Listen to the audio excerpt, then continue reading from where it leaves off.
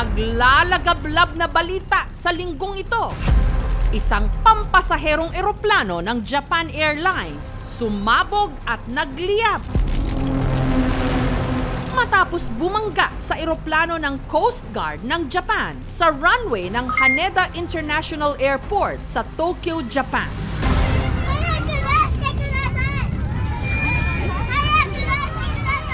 Yung eroplano ng Japan Airlines pababa at yun namang isang Coast Guard plane palabas ng runway for take-off. Talagang nakakabigla.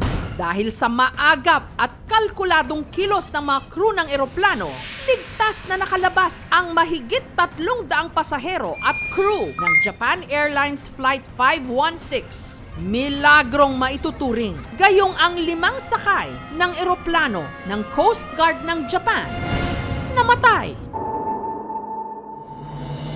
Sa nangyaring ito, hindi maiwasang mag-alala. Sana hindi na ito maulit pa. Lalo na sa mga nakasaksi, nakaranas at nakaligtas sa ganito ring pangyayari dito mismo sa ating bansa.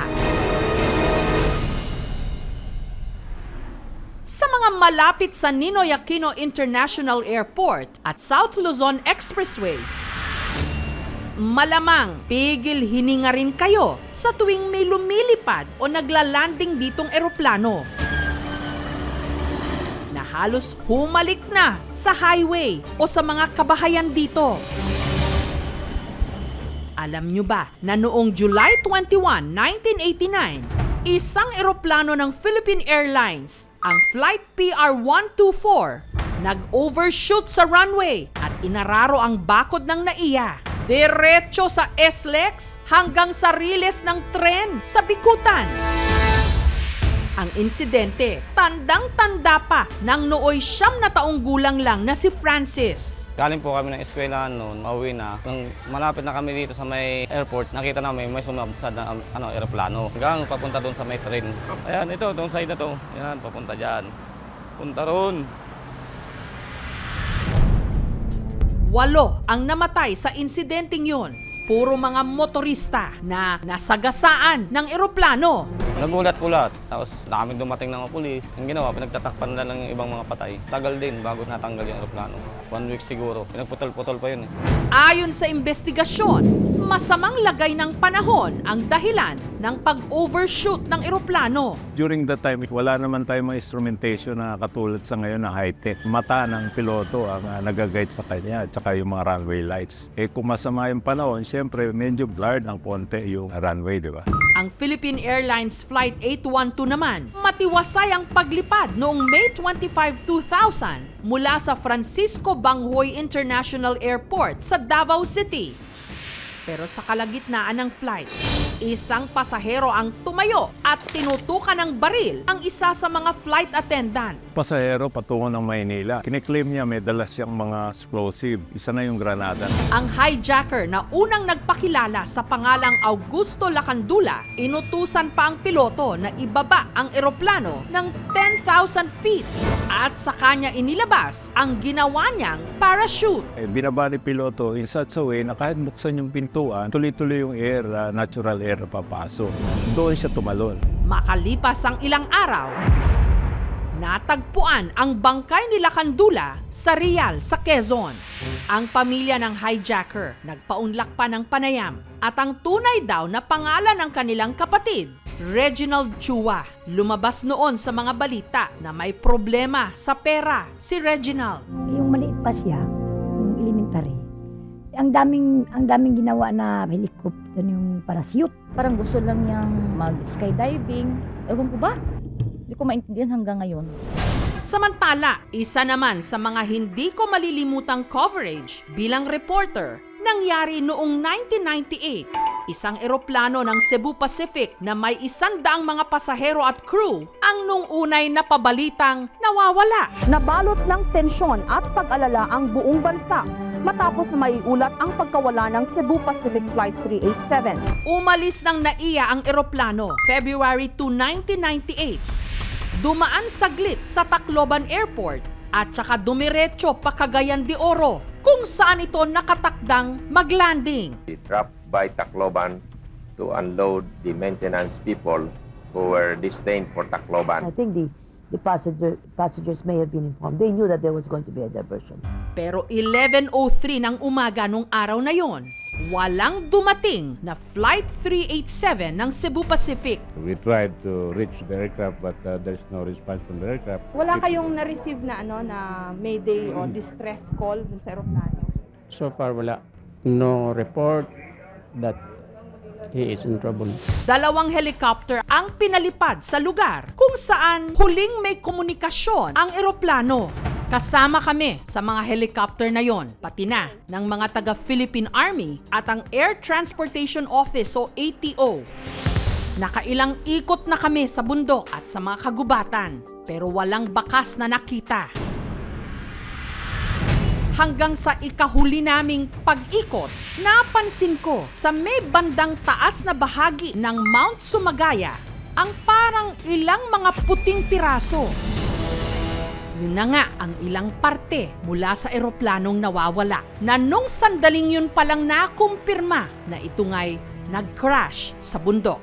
Kita natin yung mga aluminum bits doon, saka yung parang bagong disturbed na vegetation. Anong sa tingin nyo posibleng nangyari? Baka sumabog doon sa pag-impact mo. 1998, people were actually celebrating the feast in Tagoloan, no? Na-shock sila kasi may breaking news sa mga radio stations, may nag-crash na eroplano. Ang mga kaanak ng mga pasahero ng eroplano agad tumungo sa paanan ng Mount Sumagaya. Naghintay para sa anumang balita, umaasa na may nakaligtas sa trahedya. Nakasakay sa eroplano yung misis ko, yung sister-in-law ko, si Cecil, at saka yung tatay namin. Bakit po sila nagkasabay-sabay? He attended birthday sa brother-in-law ko. How are you taking this? It's painful but I have to accept the reality.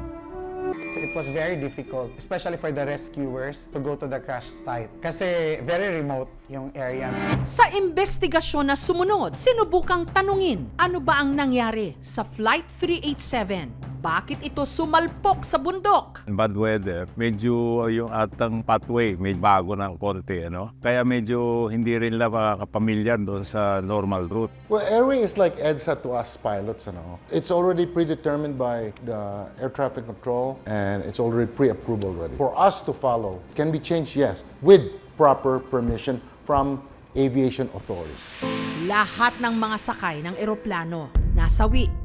Kabilang na ang ama ni Ian na chance passenger lang daw noon. Nagmadali kasi siyang umuwi kasi death anniversary nung kapatid ko. Before kasi pag breakfast may newspaper na balita na may nag-plane crash. May portion doon na mga pangalan. Tiningnan namin yung mga pangalan, baka meron kami kakilala or something. And then natingnan ko, meron doon Chua Florencio. Sabi ng manager namin, hindi mo ba tatay to? Sabi ko, nagbarko man ang papa ko. Emergency silang pinapuntang Cagayan. So sila na yung nag-confirm na kasali pala talaga si Papa.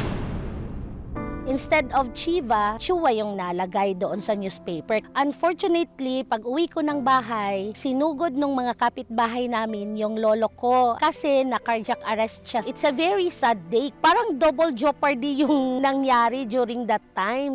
Kailanman, hindi raw nawaglit sa isipan ni Ian ang alaala ng kanyang ama kahit inagaw ito sa kanila ng trahedya. To Papa, thank you for making me like this, no?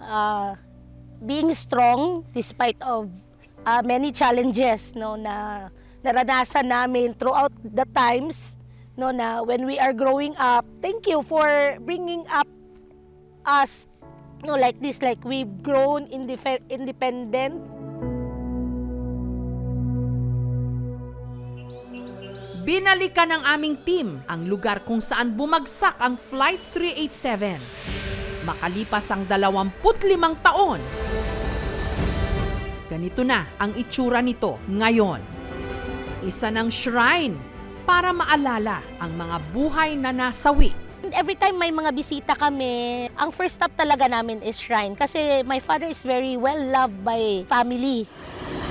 Air travel still the safest na mode of transportation. Kaya lang talaga minsan kailangan sumunod din tayo dahil yan po aksidente hindi naman natin maiwasan. Unang-una, pag sa loob ng cockpit dapat attentive sila doon sa instruction ng crew, no? Dahil napaka-importante po yun during emergency. Sa pagkasunog ng eroplano sa Japan, hindi maiwasang matakot, lalo na ng mga madalas sumakay ng eroplano. Gayunman, maraming leksyong matututunan sa nangyari sa eroplano ng Japan Airlines. Ang ganitong nangyari, nakatakda o pwede naman sanang naiwasan. Thank you so much mga kapuso. Kung nagustuhan niyo po ang videong ito, subscribe na sa GMA Public Affairs YouTube channel. Don't forget to hit the bell button for our latest updates.